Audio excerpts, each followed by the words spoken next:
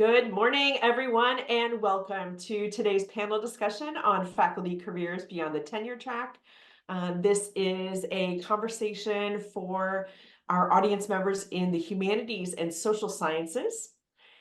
My name is Melissa Bostrom, and I am the Assistant Dean for Graduate Student Professional Development in the Graduate School. And today's panel discussion is part of the Academic Job Search Series, co-sponsored with the Office of Postdoctoral Services. And Molly Starback, the director, is here with us today. Thank you, Molly. So I'm delighted to welcome three alumni who are our featured panelists this morning. I'm going to just introduce them alphabetically briefly, starting with Lexi Bass, who is a lecturer in the School of Art and Visual Studies at the University of Kentucky. She holds a BA in Arts Administration from the University of Kentucky, a master's degree in studio art from the University of Louisville, and an MFA in Experimental and Documentary Arts from Duke University. Welcome, Lexi. Thank you. Our next panelist is Sandie Blaise, who is a lecturer in the Department of French and Italian at Princeton University. She holds a master's degree in European and Comparative Literature from the University of Kent, a master's degree in English and Anglophone Cultures from Avignon University, and a PhD in Romance Studies from Duke University. Welcome, Sandie. Thank you. And our final panelist is Anna Gibson, who is Assistant Teaching Professor of English at North Carolina State University. Anna holds a bachelor's degree in English from the University of Southern Mississippi, a master's degree in English from the University of Exeter, and a PhD in English from Duke University. And I believe we have attestation of that from all the books behind her. Welcome, Anna. Thank you so much.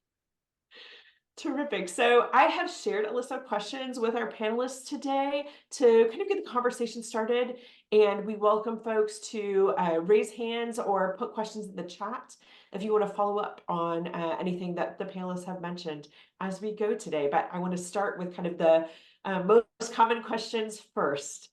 So I'm going to ask our panelists, starting with Lexi, to tell us a bit about the expectations for your position, especially compared with a tenure track faculty position, and how is your time allocated in a typical week? Okay, so as a lecturer or a teaching faculty, as it may be called in the near future, my distribution of effort is 75% teaching and 25% service. I teach 3 studio art courses each semester and engage in the same type of service work as a tenure track professor. Committee work and just the expected things in my area.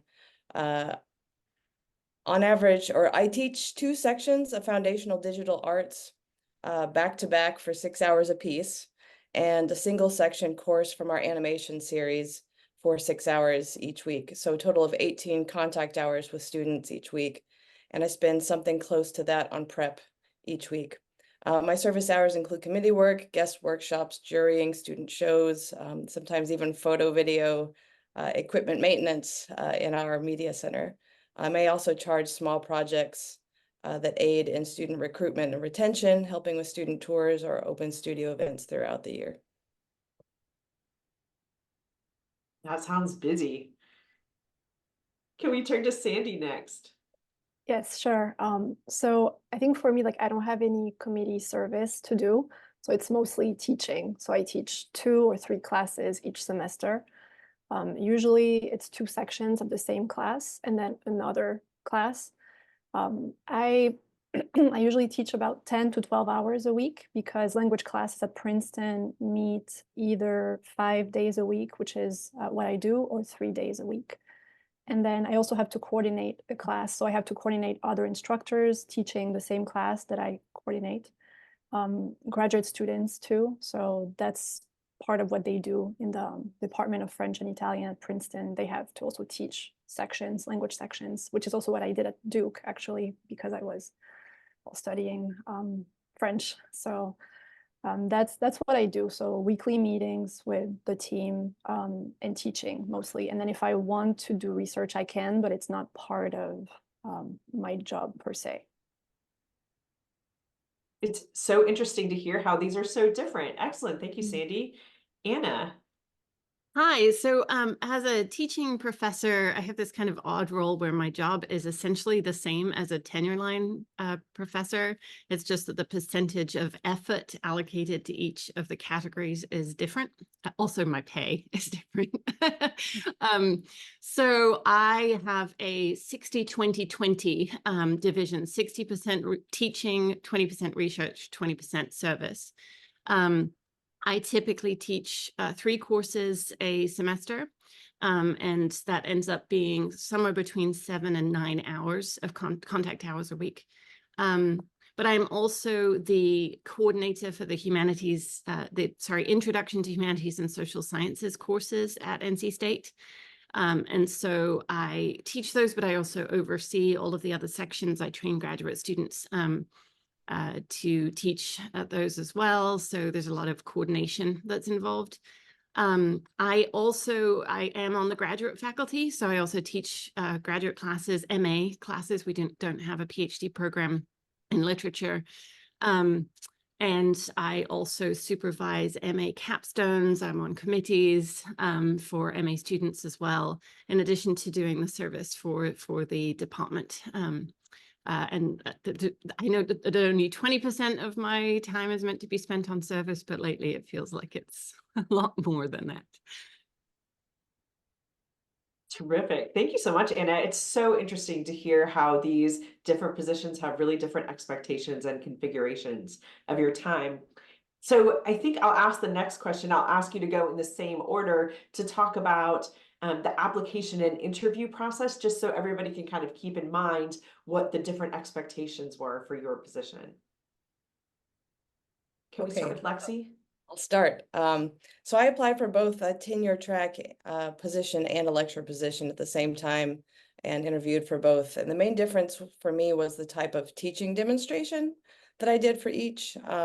For the tenure track position, I prepared a timed lecture and presented it in my interview. And for the lecturer position, I did a single class visit where I met with individual students on a project they were already working on.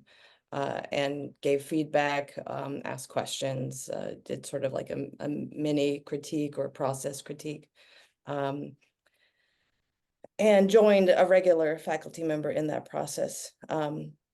So I have discovered as of recently that the reason for that is partially because I was a summer hire and not a regular school year hire. So because I did my, I did my presentations during the school year, but because my actual hire date didn't come until the summer, I didn't do a job talk, which is what, generally you would have to do for either tenure or lecturer position. So that was one way it was different. Okay, Thank I you, can Sandie. continue. Go ahead. Okay, so for me, well, I had a Zoom interview first, and then they invited me to campus. And so the campus interview was a whole day, and I started by giving a teaching demo in one of the language classes. And then I met with, well, the director of the French language program, some of my colleagues, and I gave a job talk in the afternoon, but it was kind of a combination of what I did, as like, I guess like what I did in terms of teaching, at Duke, and what I had done in the past, and what I would do at Princeton. So like how I would contribute to the department, and especially in terms of teaching, what my ideas were, and also like how I guess, use my research in my teaching. So it was not like a typical job talk. I had already given, it was kind of interesting because it was that combination that I guess you don't necessarily expect when you give a job talk that is usually more about your research. But for this position, yes, it was definitely a combination of the two. I had a kind of unusual entry into my position. So I'm also going to talk about another way in. So for me, I applied for the job of coordinator of the Intro to Humanities and Social Sciences program. So I was actually hired by our college rather than the English department. I had a Zoom panel interview, and then I had an individual interview with the associate dean. I actually didn't give a job talk. for my position. So I was sort of offered to the English department, and they had to vote on whether to accept me or not. And my teaching is half-time in the college program and half-time in the English department. But my sense is that there's a lot of different ways into these kind of non-tenure track jobs. At NC State, we have lecturers as well. And my husband actually started out as a lecturer. He also has a Duke PhD, and started out as a lecturer at NC State. For family reasons, he was unable to move away from the area. He has 2 kids here. And so he started out taking over someone's maternity leave as a lecturer, and made himself sort of indispensable to the department. Eventually, they desperately needed a medievalist to be on the graduate faculty. So they converted him from a lecturer to a teaching professor to allow him to be on the graduate faculty. And that was his way in. So I think my sense is he never gave a job talk. In fact, all he had was a one-on-one interview with the department chair. So there's a lot of different ways into these kind of unusual positions. Yeah. Thank you all. Maybe I'll change it up this time and we'll start with Anna and go backwards. Can you talk a little bit about why you chose to take this position off the tenure track? Were you actively searching for these kinds of positions that are teaching focused, or was like Lexi, were you kind of casting your net widely? I quit a tenure track position. I got a tenure track job straight out of graduate school, sort of my ideal tenure track job at Duquesne University in Pittsburgh. I was there for 3.5 years. After 3 years, I got a a pre-tenure leave, which I spent here actually as a visiting person at Duke. They gave me an office at Duke. I loved my job and I didn't want to quit, but my husband was here. And to me, my life was more important than sustaining, the 8-hour drives between Pittsburgh and Durham. So it was one of the hardest decisions of my life, but I now have a 4-year-old who reminds me every day that I made the right decision. And I can talk more about the differences that I've noticed between being tenure track and non-tenure track. If that's of interest to anyone. Yeah, so I wasn't actively seeking a non-tenure track position. I was lucky enough that this job came up. I was not like a spousal hire or anything like that. I think for many of us, non-tenure track jobs are not our ideal, but I think there are some benefits to it too. So this allowed me to live with my family. Do you want to go, Lexi? I just was trying to check at who's going next. I think we can go with Sandie next, if that's okay. Okay, yeah, sure. So I think I was casting my net pretty wide when I was applying for jobs, but to be honest, that's the kind of job that I wanted because I was always more interested in teaching after my PhD and being really focused on that rather than continuing with research. I had a good experience at Duke, but it was hard for me personally, like especially the last year. I felt isolated. I just realized, that working as a tenure track professor would probably not make me happy. That's not what I wanted to do. And so I was more interested in working with students and teaching and spending most of my time doing that and not having to worry too much, about doing research and being published and that kind of pressure. And also, I know that as a tenure track professor, usually you have to juggle so many balls. And I think being a lecturer allows me to focus on maybe just a few, instead of like 10 or 12. I feel like I have probably like a better work-life balance than if I was a tenure track professor. And also just personally, I think it fits me better. And my story is kind of similar. I actually received a different tenure track offer when my son was about 6 months old, and I declined it. And it was a great job in so many ways. I felt like it was, the kind of job that I've been training for, for so many years. And it was a really hard decision to turn that one down, but I chose to stay with my son until I started looking around again here, and I wanted to stay in Kentucky. My partner got a really good job here, and my family lives here, or most of them still live here. So for me, it was important to kind of stick around as much as possible. So I was very lucky to find, actually, like I said, a sort of wide variety of jobs in my area at the same time. My son was 2.5 at that point, and so basically, like, I guess it was just, I felt like the tenure track position was too much. The one that I was looking at was a 4-4 load plus, and that was, 50% teaching. So I mean, and it was a different area, looking at an area where I'd be like building a film program, as opposed to here where I am as a lecturer. I am part of a really big team. Would have been a much smaller team as a tenure track position, and I felt like I would get a lot from being part of a big university, learn a lot, and that I wouldn't maybe have quite the weight on me as I would in that tenure track position where someone was relying on me, and then I also had a 2.5-year-old relying on me for basic needs. So I ultimately had a similar response at that time. Thank you all. For the next question for our panelists, we have on your list, what is an advantage of your position, and what is a challenge that you face? So maybe I'll turn to Sandie first, then go to Lexi and end with Anna, to tell us a little bit more about what you think about that question. Yeah, so I think for me, one of the advantages of my position is that I work with students, most of the time, and I teach. I mean, that's really what I do, and that's what I was hired to do. So I really enjoy that. I also like to work with fellow instructors. We work as a team, and I really like that. Work-life balance. I mean, I guess it's more than one advantage, sorry, but like all of them are advantages for me.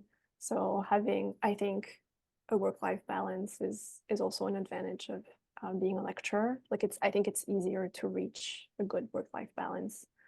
And one of the challenges would be the fact that, well, I mean, I'm not tenured, right, or tenure track, so you never really know if you're going to get reappointed. So, I mean, unless something happens, I guess it's kind of understood that you are reappointed, but it's, I guess, yeah, the lack of security, probably, that would be the main drawback to the position. For me, I'm not pressured to publish, or in my case, finish a film in my position, which leaves me the freedom to work at a pace that allows me the most favorable finishing of my work as a filmmaker. If I need to devote more time to my son than my film for a little while, I can, and I can kind of spread it out a little bit more if I need to. That said, 3 courses is a lot of students each semester, and I do get swamped with grading. I don't get the time to work on my own research nearly as much as I used to. Of course, I can only imagine grading for that 4-4 tenure track load. So I think that as a filmmaker, these things can vary different. We're in an art school here, and so my contact hours are higher, but in some film programs, they're not part of an art school. They may be part of broadcasting or a different structure, and therefore less contact hours. So I think it can vary a lot depending on just the position and what department it's in. I mean, I agree, and for me, the benefit is no tenure clock. I am actually, there is a promotional path for teaching professors, so I'm a teaching assistant. I'm actually going up for a teaching associate right now. I get to do that on my own pace. And the reason I'm still at the assistant level is because I had a kid, and then there was the pandemic with a kid, and I have 2 stepsons too. So I basically was able to put all of that on hold. I didn't work on research for 3 years because of the kid and then the pandemic. And I got to make that decision. If I'd been on the tenure clock, that would have been a very different story. So that is by far the biggest advantage. And there are also some lower expectations about showing up to a bunch of faculty meetings. So that's also a perk. I do show up to a lot of them, but there's fewer expectations.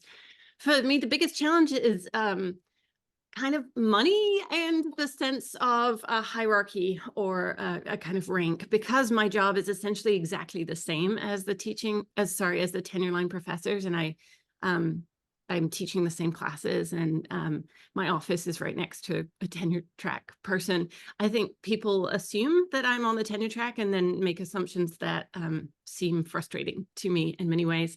And some of those things show up in frustrating ways. I'm applying for an NEH grant right now, and instead of just getting the green light to go ahead, I had to get an application for a PI waiver to be able to be the PI for my own project, and then make sure that that aligned with my contract, and the kind of hoops that I had to jump through, little things like that. They're kind of annoying. And because research is actually a part of my contractual expectations, I think that's fairly rare for NTT faculty. And so I appreciate it, but it comes with a few drawbacks at times. Thank you. Let's go in the same order as the last question, starting with Sandie again. Can you talk a little bit about what you did to prepare while you were in graduate school for this type of teaching focused position? And were there any experiences outside graduate school that were important in making you competitive? Yeah, so teaching was very important and made me competitive for this position because, I mean, at Duke, in the Romance Studies department, we have to teach, like graduate students teach. And so that really, I mean, I already had some experience before starting my PhD. So that was very helpful, but it was just teaching a variety of classes that made me competitive. And then I also got a Duke Innovation and Entrepreneurship fellowship during my 6th year at Duke.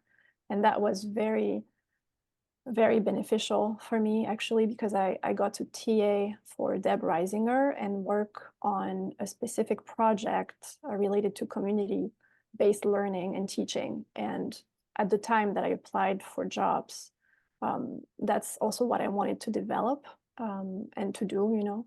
And then I also found out that that's what Princeton was looking for. So it was a good match. But yeah, I would say that in languages, the best you can do to make yourself competitive is to teach as many classes as you can and to get as much experience in terms of teaching as you can. That's definitely the one thing that you should focus on.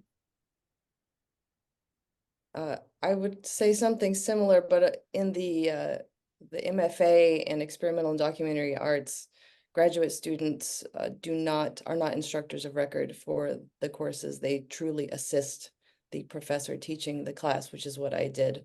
That was great because I did that for classes that were in my field, and I of course could teach lectures for the professor.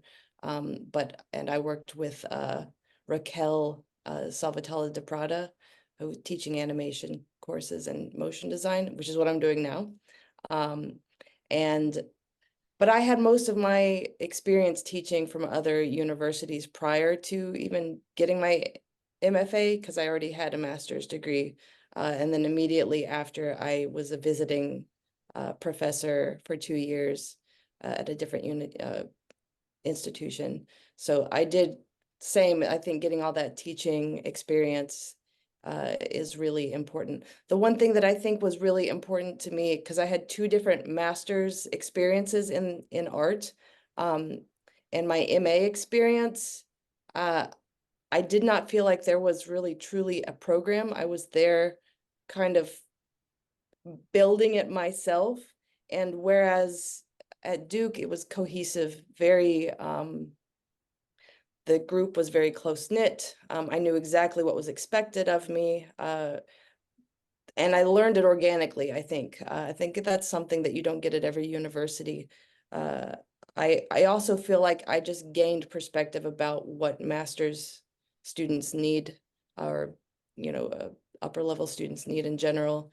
What kinds of experiences really benefited me in my progression as an artist, and what to offer students and model for students in those environments. So I think it was a really amazing opportunity to just learn more about being part of academia. Well, for my particular position, I think it was helpful that I had some program development experience in my tenure track job. But I'll say that whether you're applying for a non-tenure track or tenure track jobs, if teaching is a big focus of those jobs, I think, any kinds of teaching opportunities are really important. And so that was true of my application for my tenure track job as well. I did the certificate in college teaching and also the Preparing Future Faculty program. And I think both of those really not only helped me when I was on the market, but also just helped me realize that teaching was not secondary to what I wanted to do, but actually was key to what I wanted out of my faculty career. So that those both really helped me. And I think, I'll just add to that. In my experience of my PhD, you were guaranteed one class, and that was pretty much it. And so, seeking other opportunities to teach, that was vital for me, and other ways to get teaching credentials and experience and training. So those two programs through the graduate school were essential for me. Thank you all. So I'll start with Anna for this next question. Help us understand what kinds of job titles our audience members should look for if they're interested in the kinds of faculty careers you all have pursued.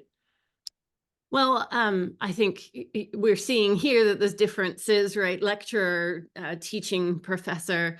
Those to me are the main ones that I see. So at NC State, this lecturer, and then you can advance to senior lecturer from there. That is a totally different track to teaching professor track. While there are sometimes people who go from one track to the other, usually it involves a whole new search. So those are very different kinds of positions.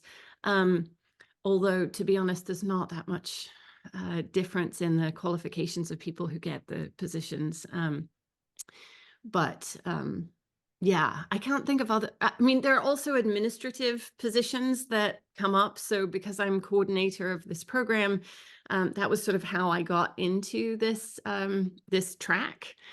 So I guess the other way to think about it would be to look at kind of academic positions that are administrative, but also teaching. Sandie, can we come to you? Yeah, sure. Yes. So in languages, it's mostly lecturer. I think at Duke, it's lecturing fellow. So it's about the same as what I do, meaning you teach and you also coordinate classes and other instructors.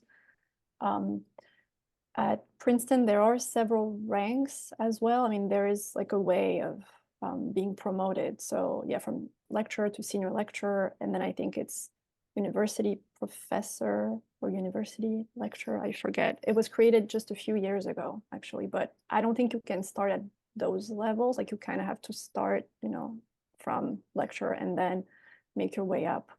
But yeah, it's mostly like mostly what Anna said, I would say. Yeah, at University of Kentucky, it's pretty much exactly what Anna said. We are currently lecturers, and we have one rank up to senior lecturer.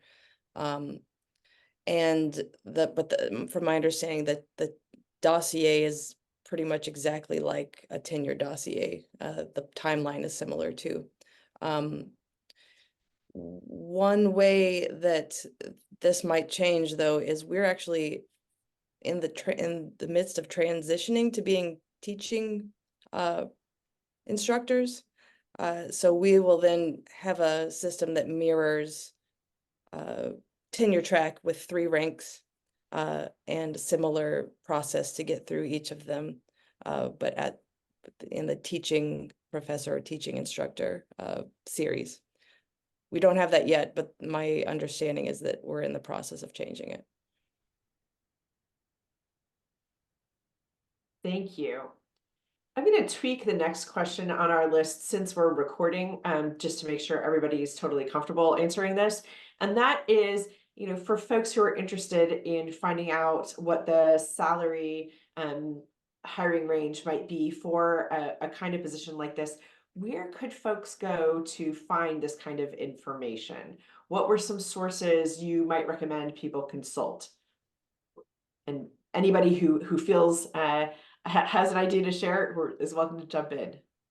Well, I will just jump in and say that all salaries at NC State and all public UNC system salaries are public, so you can go look them up. There's if you Google the salary ranges, and I'm happy to like disclose the starting salaries for these ranks at in the humanities if you want me to. It varies a lot in terms of what individuals get and if they have administrative roles and things like that. But you can look them up. It's very discipline specific too. So sadly, the humanities struggles a little bit behind STEM fields, at least in the UNC system.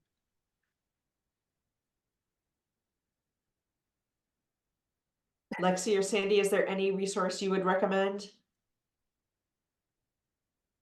Well, I mean, yeah, for like state universities, I know that the salaries are public, so that's a good starting point. I didn't find out, about the salary before my interview and like the second round, and I feel like at private universities they don't necessarily tell you right away what it's going to be, and it's hard to know until they tell you. But at least I would say that with research-focused institutions or maybe Ivy League institutions, like in my experience, they tend to give you more than at other schools. But you also have to think about where they are. Obviously, if you're in New York or if you're close to New York, I mean, the cost of living is also higher, so you have to take into account a lot of things. But yeah, like basically I wasn't told about the salary until like pretty late in the process. And I don't think there's any public record, of how much Princeton, I guess, like gives. I found it easier at other institutions, and I've worked for other public universities before, and it was much easier to find that information. The 2 jobs that I was applying or interviewing for at the same time were both state institutions, and the tenure track position, I found an easier time finding that information than I actually did here. So I had sort of no certain expectations, but since I received an offer from both of them, they were very similar starting positions. I do know that my understanding, at least, is that when you level up to senior lecturer in the lecturer series here, the the amount of work is similar to tenure track dossier, promotion package, but the pay is different and generally smaller.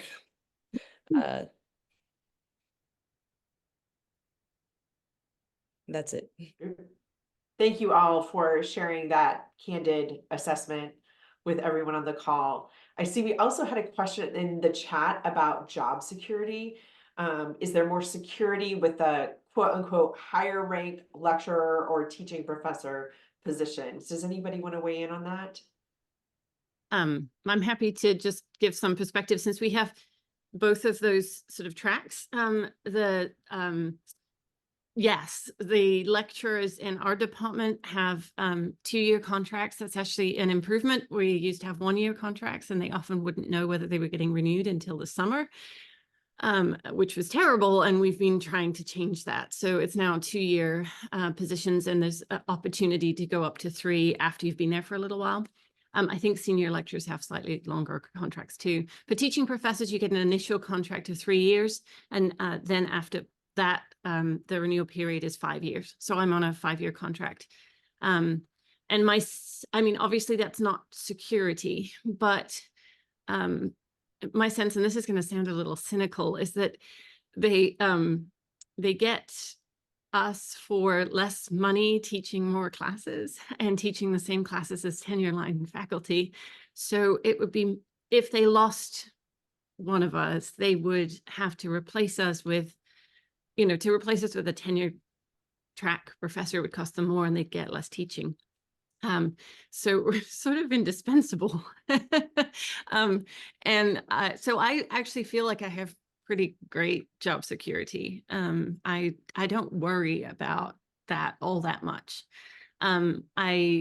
I mean, obviously, there's no knowing what could happen, and if also we're at the mercy of the state at NC State. So who knows, if the budget gets cut majorly, maybe I'll lose my job. But I don't feel too precarious, and I know that that is not always the case in our department for lecturers, especially part-time lecturers. We've done away with part-time lecturers now, like that model no longer exists in our department. That was a real problem because they had no benefits, and it's just terrible.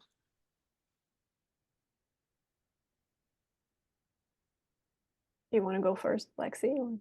No, go ahead. Okay.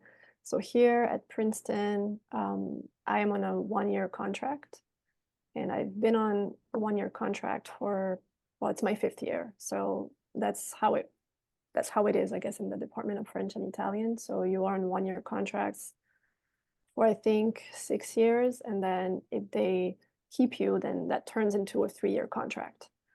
And if you are promoted to the rank of senior lecturer, it is automatically a 3-year contract, and it can be up to 5 years.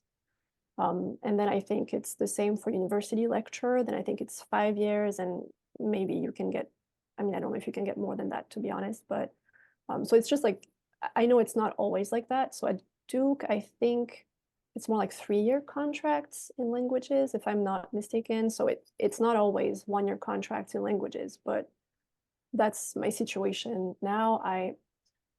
And I'm not worried anymore, I guess, because now, I've been here for 5 years, so I feel better. But it's just at the very beginning, also because I'm an international worker. I mean, I'm on a work visa now. Like originally, I was using, I did OPT. So after my PhD, I used 1 year of my student visa to work, and then I had to switch to H-1B, which is a work visa. And so that time was stressful for me because, yeah, I knew that if I wasn't reappointed, then I wouldn't be able to stay, or I would have to find another job. And that's always very stressful. Also, it was the pandemic. So it was just like a lot of things happening. Yeah, so I guess that's in terms of my situation. But I would say that now I'm not as worried. Like, I'm not really worried anymore because I feel like I've been teaching here for long enough to kind of feel better and like know that it would be more work for the department to find someone else probably, than to, I guess, keep me. But at first, yes, like I was stressed, definitely.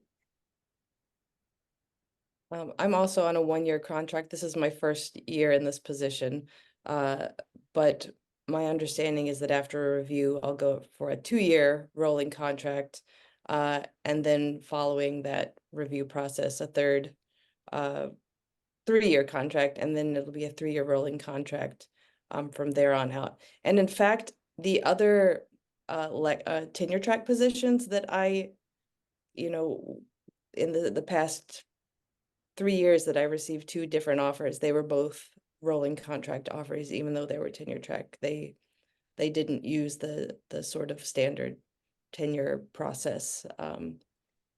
They used the rolling contract. I actually was assured of this, that not to worry about this here in my position at UK. and they said basically that if the college has the money for the line, that the whole school, the entire university would have to go through a very, very terrible financial situation for them to take a line away. But as long as the lines are there, that they tend to, there'd have to be something very bad to happen for you to not be able to stay in your position. They've chosen you the same way that they chose a tenure line, and they have similar expectations. That is very heartening to hear, I would imagine, Lexi. I want to come back to something that Sandie brought up as an international applicant, and that is frequently a question that we get from our audience members. So how does one navigate this process, as an international applicant? Are there any suggestions that you would make to folks on the call who might be in that same position? Yeah, I mean, I think when I was applying for jobs, I knew that the bigger the university or the most prestigious the university, the most likely it would be for me to be potentially sponsored for a work visa, because they have international workers as well. And I guess, yeah, it was not very easy to navigate at the time because, well, yes, like, I don't know, it's always stressful, when it comes to immigration and your status. But it's easier. I mean, I've been told that when you're hired as a tenure track professor, then the universities tend to sponsor your green card much faster and things like that. But then as a lecturer, because usually you are on maybe 1 or 2 or even 3-year contracts, they don't have to sponsor your green card right away. So they can sponsor your work visa, which is what happened to me. But then you can only be renewed once, like you can only renew, the work visa once. So you have a total of 6 years on the work visa, and then you have to be sponsored for the green card. Or, I mean, I guess there's no like other way after that, for you to stay. So, but it still gives you like about 6 years, I guess. And then the first year, well, like I said, I used the OPT option, I guess, like the optional practical training. I think that's what it is. So that didn't require any work from the university. So it was just me, doing all the, I guess, like the process, came from me. So it was easy for Princeton or for, I think, like any university for that first year. But then, yeah, if you want to stay, especially if you're in the humanities, you don't get 3 years, because I think STEM students get 3 years of OPT, but that's not the case in the humanities. It's just 1. So you do need to start talking, about that very early on, so whether or not they would be able to sponsor you for a work visa first, and like how open they are about maybe sponsoring you for the green card down the line, things like that. I think it's important to talk about it pretty soon, pretty early. I'll just add just very briefly that so I'm from England, and I was actually going through the green card process through marriage when I got my current position. But once I was offered the position, the associate dean who hired me reached out and said, I understand that you're from England. Do you need us to, go through the H-1B visa process? And pretty much, just initiated that as a given that they would sponsor me for that. They didn't need to, but so I don't think it's all that uncommon for them for the institution to have the mechanics in place to be able to sponsor you, whether they're willing or able to do that for the green card. I think probably depends on your position. I had to ask someone at our college level about this question because I didn't know the answer. And what information that I got was that while there were no restrictions on international candidates through the process, that we did not, as a college, offer sponsorship. So that is real. Thank you for doing that legwork, Lexi. That was very kind of you to do that research. So I'm seeing several questions pop up in the chat. I think, Sandie, we've addressed your question I think we don't have a representative from a non-research university to kind of speak to whether that sponsorship is limited to research universities. But Lisa posed a question: do you feel like it's possible to get a job at a US university if you've done your PhD in Europe? And have any of you seen examples of successes there?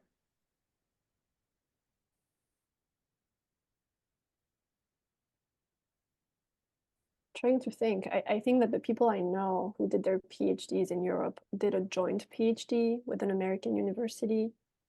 I can't really think of anyone who did it just in Europe. Me neither. But that's just from personal experience.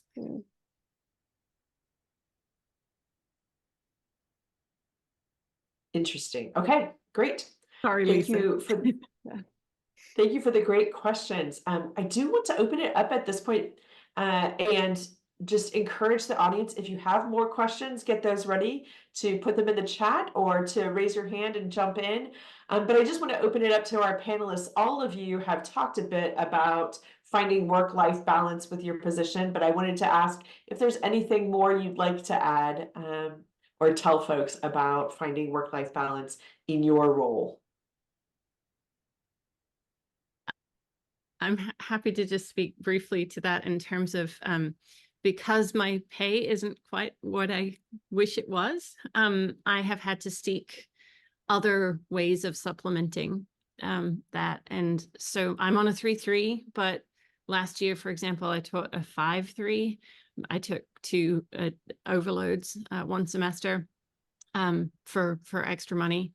I'm paying for pre-K and college at the same time because my stepson's in college and my my kid is in pre-K, so it's tight. So I did that. I almost always, my husband and I both teach summer session classes, usually online. So I'm doing usually 2 classes in the summer. And I've also applied for internal grants, doing additional work with our instructional technology folks. So I'm a faculty fellow, which involves more work. So I will say that if I didn't have to do all of those things, I think I could find a lot more work-life balance. And because research is still a part of my responsibilities, I feel that pressure of like, I still want to get this out. I still want to get that out, right? Like I'm still doing those things. So the pressure there is not off. Sometimes I feel like I'm trying to prove to myself that I could have managed to keep going at the tenure line level, and that I can keep up that research productivity. So the additional pressure there, that's probably something I put on myself. Once pre-K and college are over, I might have an easier time of it. But sometimes there are ways that you end up having to supplement, and that's not ideal. I have a similar kind of situation, I suppose, being different in the sense that I'm actually commuting an hour and a half every day, because my partner works in Louisville and then I teach in Lexington. And so that takes 15 hours out of my week on the road. So I'm thrilled to have the flexibility of my department to schedule around my commute schedule, my son's preschool drop-off schedule. It's been really amazing to have such an understanding supervisor, really. But I also find that it's a strain on my kid. You know, I find it hard to kind of do both. And I also have learned a little bit more recently about maternity leave for lecturers versus tenure track faculty. And even though the FMLA still applies to both categories because you're full-time, employed full-time by the university, my understanding from the meeting that I was in was that the tenure faculty would receive a full semester off of their teaching for maternity leave, whereas lecturers do not get more than FMLA depending on when it starts. So yeah, and it's just one semester in either case, which from my perspective is not enough. I mean, from all the child development I've learned from having my son, 1 4-month, semester off is not enough for a child development with their parents. So it's just a general sort of something to be said for our country. I will just quickly add that NC State did give me a full semester in my second year of being there. They gave me a full semester off, and they also gave my husband a full semester off. So we were able to cobble together a whole year. And I was not expecting that, being non-tenure track. So there are some possibilities there, but yeah, a semester isn't enough. I totally agree with Lexi. So I guess for me, because I don't have any children, it's probably easier to find work-life balance. But I do want to say that it took me some time to find it, because when I was hired to teach and to coordinate a class right away. So the first semester was just a lot of work, and teaching every day 2 sections. That's something that I guess I was not fully prepared for, because at Duke I only taught 3 times a week. And so it was just like a lot of work and a lot of kind of catching up to do, because I didn't know how Princeton worked. And so I had to learn like a lot of things about the institution while also coordinating the class, which I had never taught before. So that first semester was hard. I think I worked like all the time. But then, yeah, after that, I think it was easier for me, and I did find work-life balance after that. But then, the pandemic started, so that was also really hard to, I guess, like change everything and to teach online. And but yeah, like not having children, I think, makes it easier.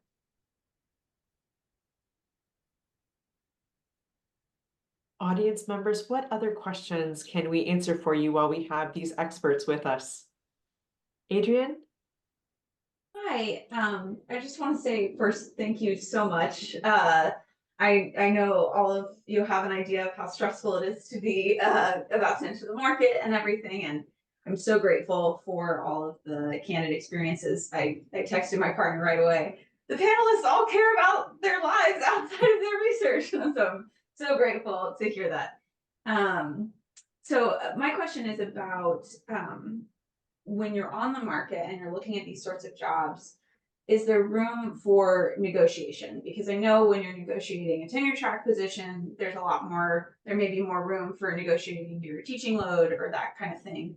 And it sounds like in your descriptions of some of these positions that they're pretty set by the universities, but is there any negotiation room? And if there is, what kinds of things would you recommend asking about?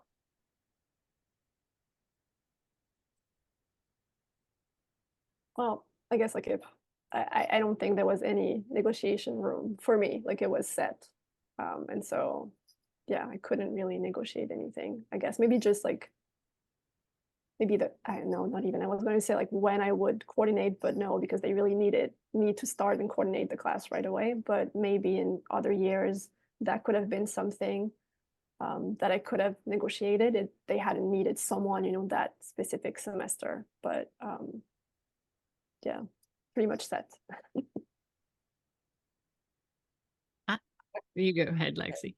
I had an incredibly minor ability to negotiate my pay, but it was very minor.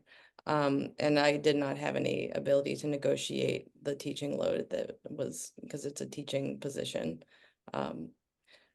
So yeah, I think the best thing that I had was just flexibility on when I would teach my classes within a certain structure. And that made things possible. I was able to negotiate a little bit with pay, but I think I basically said, look, I'm taking a pay cut, and I'm bringing the tenure track experience, so please pay me more. They actually told me they could only, there was a margin by which they could increase it, but beyond that, they'd have to do another search, and so they couldn't.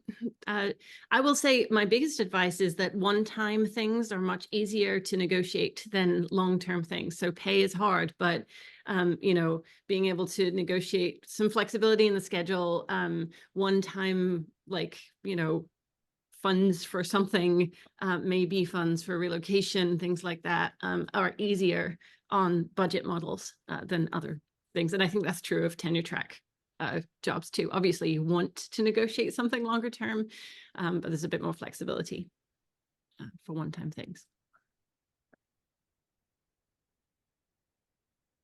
Thank you all. And we now have another question in the chat from Sandie. Are these kinds of non-tenure track positions posted around the same time as tenure track jobs? Kind of what's the timeline? Where are they posted? Where could folks go to find these opportunities? That's a really good question. Mine was an April listing for a job that started in the fall. So it's much later than the usual cycle. And that's actually often the case in my department with non-tenure track positions. They don't have to go through the full cycle, but that's just that. I don't actually know where I found it. I was looking within a very specific geographical area. So I was focusing on all of the institutions in the triangle and just keeping my eyes open constantly throughout the period that I was at Duquesne. Yeah, I think mine was posted on the MLA like job, like, yeah, I think that's where it was. But there was another website that I used to check pretty regularly. Now I forget. I think it's like higher ed careers or jobs or something like that. So it was also on there.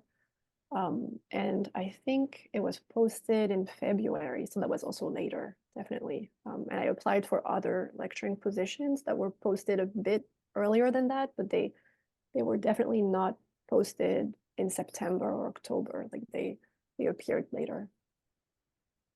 I think both the jobs that I applied for this past circuit were posted in November, but then I wasn't, like they said, hired until the summer, and I didn't do my interview until late in the spring semester. However, I know also that it also depends on other faculty. My position was new, and another lecturer position opened up at the beginning of the summer. So they spent the summer hustling and, trying to get that filled by fall, and they did. My sense is that sometimes departments, like we're going through this hiring process right now where we really want to hire tenure line people for certain positions, but we're not sure whether the dean and the provost will grant those tenure lines or whether the department will come up with the funding for the tenure lines. So we try to get the tenure line ones passed. And if we don't, then the discussion comes up, okay, how are we actually going to staff these courses? Do we want to hire non-tenure track? So I think that's part of the rationale for why it ends up being a slightly later process in a lot of cases.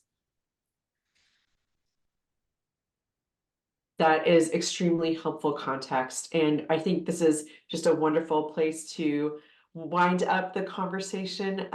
Thank our panelists for their very generous and candid advice and perspective today.